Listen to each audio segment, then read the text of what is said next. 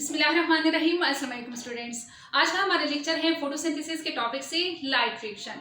तो बच्चों, जैसे कि हमें पता है कि प्लांट सन की एनर्जी को यूज करके कार्बन डाइऑक्साइड और वाटर को मिला के ग्लूकोज बनाते हैं और साथ में एक बाई प्रोडक्ट गैस बनती है जिसे हम ऑक्सीजन बोलते हैं और कुछ वाटर भी बनता है। तो बच्चों, ये सारा प्रोसेस कहलाता है फोटोसिंथेसिस। तो बच्चों, फोटोसिंथेसिस में दो स्टेप होते हैं, एक को हम लाइट रिएक्शन बोलते हैं और एक होता है डार्क रिएक्शन। लाइट रिएक्शन और डार्क रिएक्शन दोनों दिन के वक्त होते हैं। कभी आप लोग इसमें कंफ्यूज मत होइएगा कि डार्क रिएक्शन का नाम डार्क रिएक्शन है तो ये रात के वक्त होता है, डार्क रिएक्शन भी दिन के वक्त होता है। लेकिन ये डिपेंडेंट होता है लाइट रिएक्शन के प्रोडक्ट पे, यानी लाइट रिएक्शन में जो चीजें बनती हैं, क्या बनता है एटीपी और NADPH, फिर ये जाके डार्क रिएक्शन में यूज होती हैं और ग्लूकोज बनता है, ऑक्सीजन बनता है और साथ में वाटर के मॉलिक्यूल्स बनते हैं। तो बच्चों, ये सारा प्रोसेस फोटोसिंथेसिस का होता कहाँ पे है? ये सारा प्रोसेस ग्रीन पार्ट्स में होता है। यानी यहाँ पे हम बना लेते हैं एक बड़ा लीफ।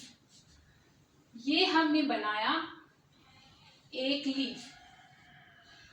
लीफ के अंदर हम एक ही सेल को ड्रा करते हैं। लीफ के अंदर बहुत सारे सेल हैं लेकिन हमारा जो काम है वो एक ही सेल के साथ है। ये है लीफ और ये है मेसोफिल सेल। Mesophyll cell. तो बच्चों, इस प्लांट सेल में डिफरेंट ऑर्गेनेलीज पाई जाती हैं, यानी माइटोकॉन्ड्रिया, क्लोरोप्लास्ट, डिक्टाइसोम, राइबोसोम, न्यूक्लियस, ये सारे ऑर्गेनेलीज प्रेजेंट हैं। लेकिन हमारा जिस ऑर्गेनेली के साथ काम है, हम बनाते हैं क्लोरोप्लास्ट। ये है बहुत बड़ा क्लोरोप्लास्ट। क्लोरोप्लास्ट होता है डबल मेम्ब्रेन बाउंड ऑर्गेनेली। तो ये डबल मेम्ब्रेन बाउंड ऑर्गेनेली है। क्लोरोप्लास्ट का ये पोर्शन, यानी जो अंदर का पोर्शन है सारा, इसको हम बोलते हैं स्ट्रोमा। स्ट्रोमा। और ये क्या है? ये क्लोरोप्लास्ट है। स्ट्रोमा के अंदर कुछ कॉइन लाइक स्ट्रक्चर्स होते हैं। कॉइन क्या है? जैसे कि ये एक कॉइन है, ये दूसरा, ये तीसरा, ये चौथा, यानी ये कॉइन एक दूसरे पे ऐसे रखे होते हैं। एक कॉइन को हम बोलते हैं थैलाकॉइड और इन स्ट्रक्चर को जो थैलाकॉइड बनाते हैं बिल्डिंग लाइक, इनको हम बोलते हैं ग्रेना।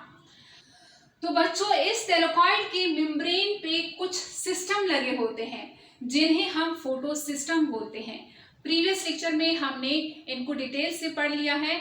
जिन बच्चों ने वो लेक्चर नहीं लगाए पहले वो लगा लें। तो थैलाकॉइड की मेम्ब्रेन पे दो सिस्टम लगे होते हैं। एक को हम बोलते हैं PS2 यानी फोटो सिस्टम 2 और दूसरा सिस्टम है PS1 यानी फोटो सिस्टम 1। तो इनका काम क्या होता है? इन डब्बों के अंदर कुछ पिगमेंट्स होते हैं। कौन से pigments? Chlorophyll A, chlorophyll B, carotenoids and ज़ेंथोफिल।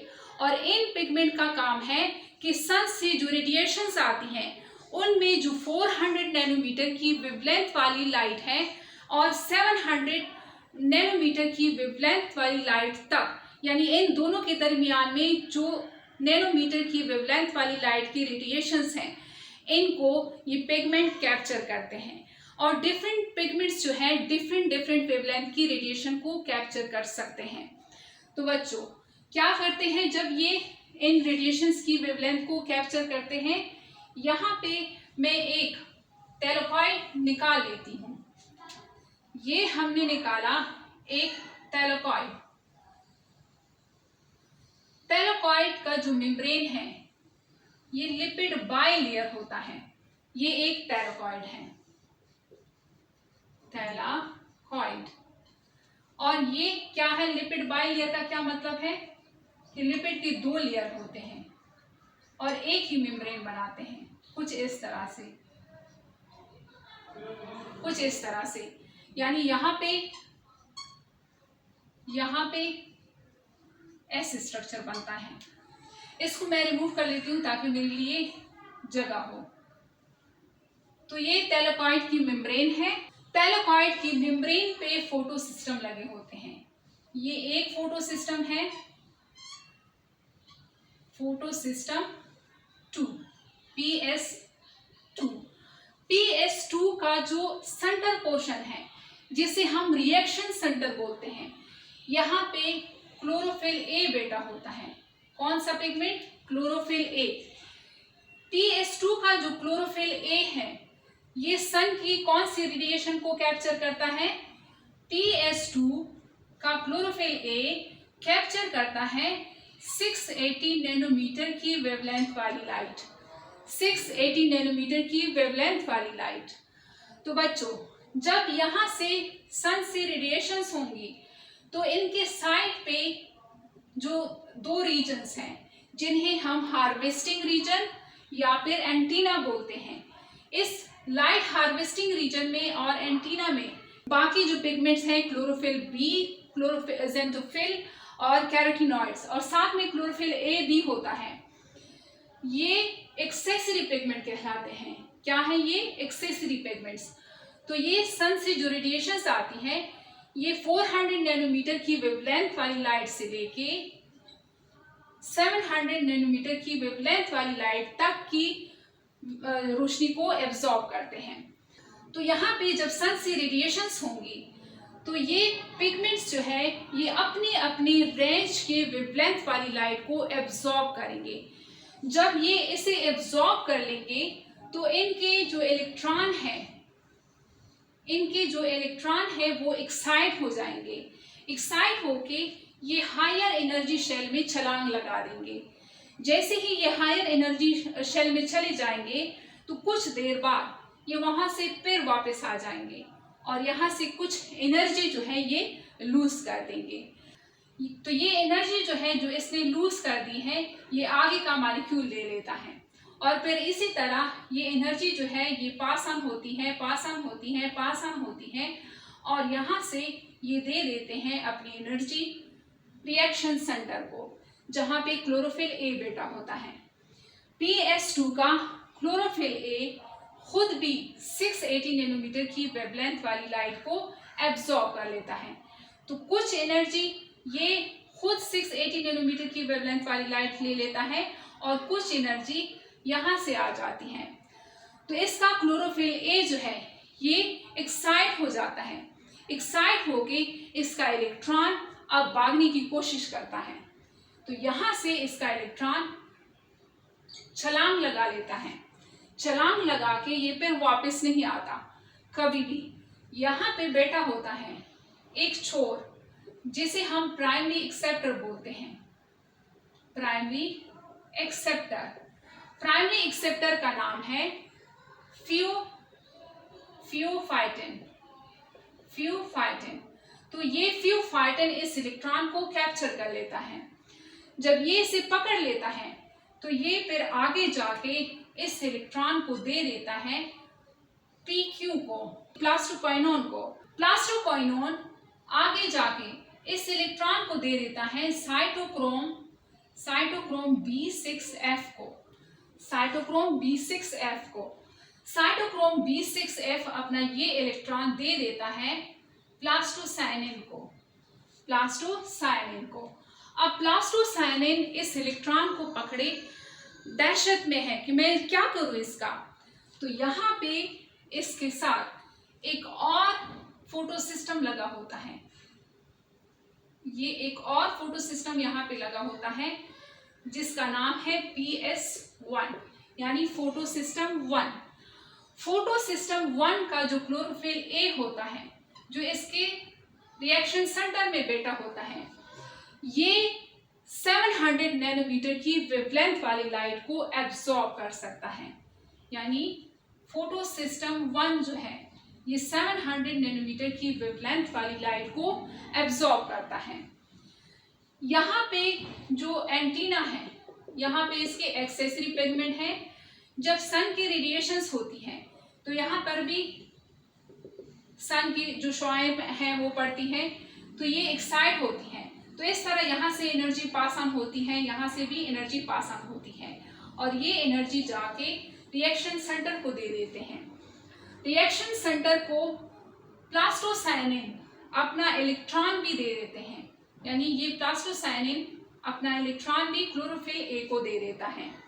Chlorophyll A 700 nanometre की वेवलेंथ को भी एब्जॉर्ब कर लेता है, एंटीना से भी एनर्जी ले लेता है और प्लास्टोसाइनिन से इलेक्ट्रॉन भी ले लेता है। तो अब ये जब इससे इलेक्ट्रॉन ले लेता है और इसके पास एनर्जी भी आ जाती है, तो ये भी एक्साइट होके इसका इलेक्ट्रॉन जो है ये छलांग लगा लेता है। छलांग लगा के यहाँ पर भी एक चोर बेटा होता है जिसे हम प्राइमरी एक्सेप्टर बोलते हैं, प्राइमरी इलेक्ट्रॉन एक्सेप्टर। अब PS1 का प्राइमरी इलेक्ट्रॉन एक्सेप्टर कौन है? इसका प्राइमरी इलेक्ट्रॉन एक्सेप्टर है FeS और PS2 का कौन है? फ्यूफाइटिन। तो बच्चों अब ये इलेक्ट्रॉन FeS के हाथ में आ गया है। FeS आगे जाके इस इलेक्ट्रॉन को पेइंग देगा, किसको दे देगा? फेरेडॉक्सिन को। फेरेडॉक्सिन इस इलेक्ट्रॉन को पकड़े, अब वो भी दहशत में है कि मैं क्या करूं इस इलेक्ट्रॉन का। तो इस मेम्ब्रेन के बाहर जो स्ट्रोमा है, ये जो रीजन है, जो क्लोरोप्लास्ट का स्ट्रोमा है, वहां पे कुछ NADP के मॉलिक्यूल होते हैं, NADP के मॉलिक्यूल होते हैं और साथ में हाइड्रोजन आयंस भी होते हैं। तो ये फेरेडॉक्सिन जो है ये अपना इलेक्ट्रॉन दे देता है NADP और हाइड्रोजन आयन जो है आके इसको इलेक्ट्रॉन मिल जाता है, क्या बना लेते हैं? NADPH बना लेते हैं with the presence of enzyme.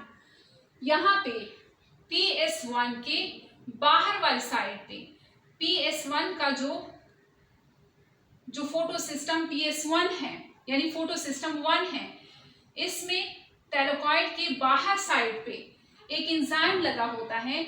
इस एंजाइम का नाम है NADP रिडक्टेज। तो ये enzyme NADP plus hydrogen ion को मिला देता है और यहाँ से जो फेरेडॉक्सिन से इलेक्ट्रॉन आता है ये इनको भी ले लेता है और NADPH बना लेता है। तो बच्चों यहाँ पे तो बन गया है NADPH। अब ATP कहाँ बनता है? यहाँ से जो इलेक्ट्रॉन गया है फोटो सिस्टम 2 के क्लोरोफिल A से जो इलेक्ट्रॉन गया है वो मातम उसने बनाया हुआ है कि हाय मैं तो लुट गई, मेरा इलेक्ट्रॉन चला गया, कौन देगा मुझे अपना इलेक्ट्रॉन? तो यहाँ पे ल्यूमेन में जो थैलेकॉइड का ल्यूमेन है, यहाँ पे वाटर के मॉलिक्यूल्स होते हैं। वाटर का मॉलिक्यूल जो है वो कहता है मैं दूंगा तुम्हें अपना इलेक्ट्रॉन। वाटर का मॉलिक्यूल जो है स्प्लिट अप हो जाता है, तो यहाँ पे ये इलेक्ट्रॉन दे देता है, साथ में हाइड्रोजन आयन भी बना लेता है और ऑक्सीजन भी बनता है। यानी वाटर के स्प्लिट होने से हाइड्रोजन आयन भी बन जाता है, इलेक्ट्रॉन भी बन जाता है और ऑक्सीजन भी बनता है। तो बच्चों ये वही ऑक्सीजन है जो फोटोसिंथेसिस के दौरान बनता है और फिर लीफ के स्टोमेटा से बाहर जाके एनवायरनमेंट में रिलीज होता है और जिन्हें हम इनहेल करते हैं। ये वही ऑक्सीजन है जो वाटर के स्प्लिट अप होने से बनता है, यानी जो नील ने बताया था।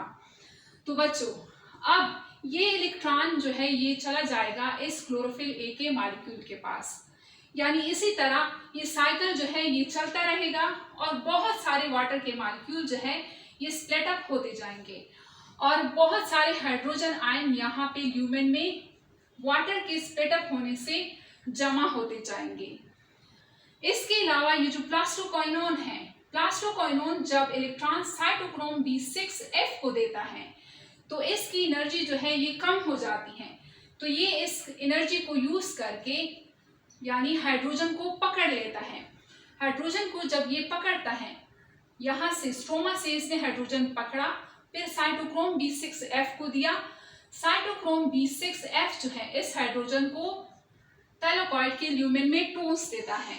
तो बच्चों कुछ हाइड्रोजन प्लास्टोक्वाइनोन ने यहाँ पे टूस दिए, कुछ हाइड्रोजन जो है वाटर की स्प्लिट अप होने से ल्यूमेन में बढ़ गए और कुछ हाइड्रोजन जो है ये स्ट्रोमा में यूज होके NADP के साथ NADPH उन्होंने बना लिया। तो स्ट्रोमा और थैलेकॉइड के ल्यूमन के दरमियान हाइड्रोजन का जो बैलेंस है वो बिगड़ जाता है, ग्रेडियंट बन जाता है। यहाँ पे हाइड्रोजन बहुत सारे नंबर में आ जाते हैं। तो जिस तरह डैम में बहुत सारा पानी जमा हो जाता है, फिर उस पानी को जब हम बाहर निकालते हैं तो उससे बिजली बनाते हैं, एनर्जी बनाते हैं।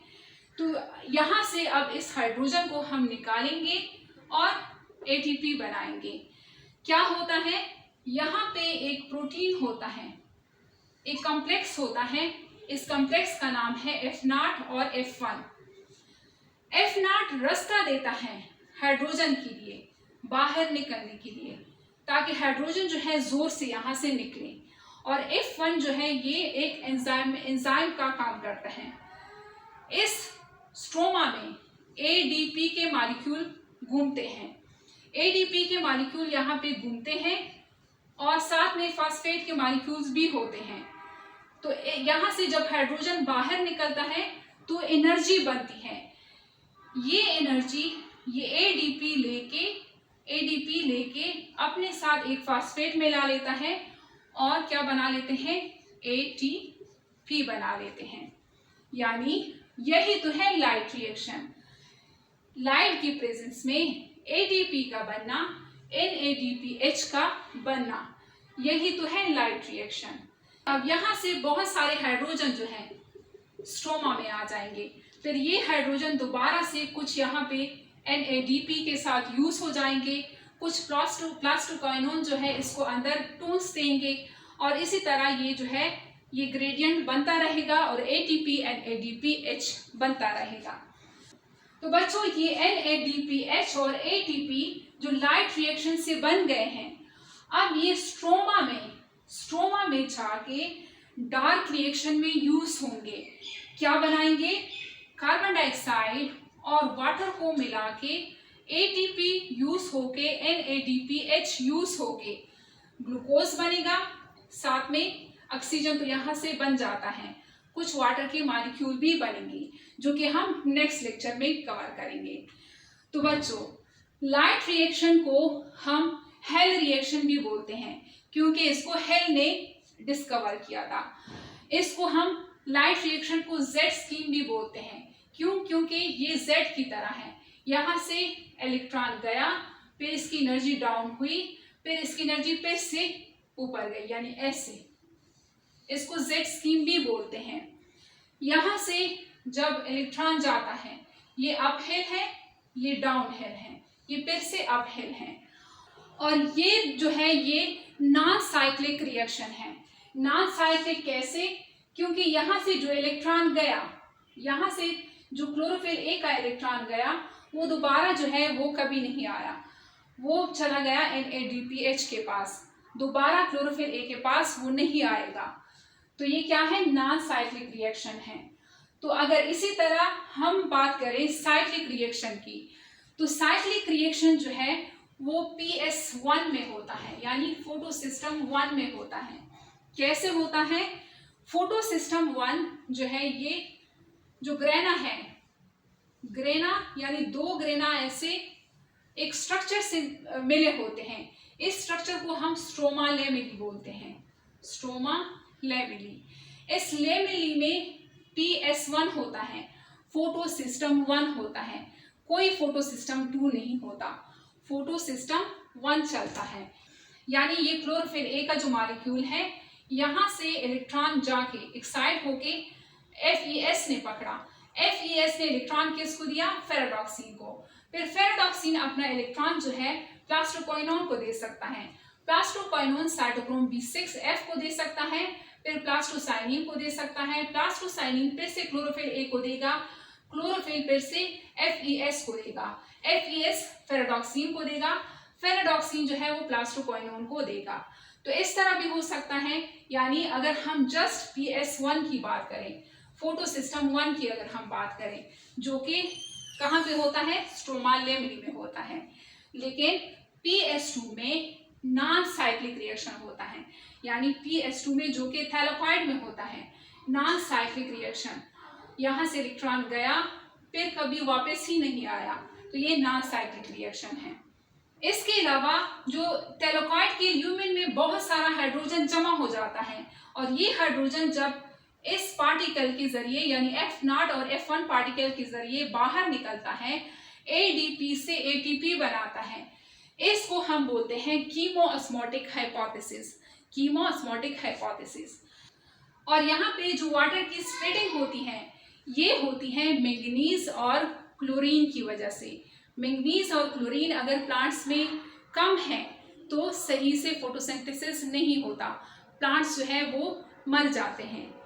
तो बच्चों, ये था आज का हमारा लेक्चर। उम्मीद करती हूँ आप लोगों को समझ में आ गया होगा। अगर आप मेरे साथ इसी तरह पढ़ना चाहते हैं तो मेरे लेक्चर्स को लाइक करें और मेरे चैनल को सब्सक्राइब करें, ताकि बर वक्त आप लोग को मेरी वीडियोस मिलती रहें। मिलते हैं नेक्स्ट लेक्चर में। अल्लाह हाफिज़।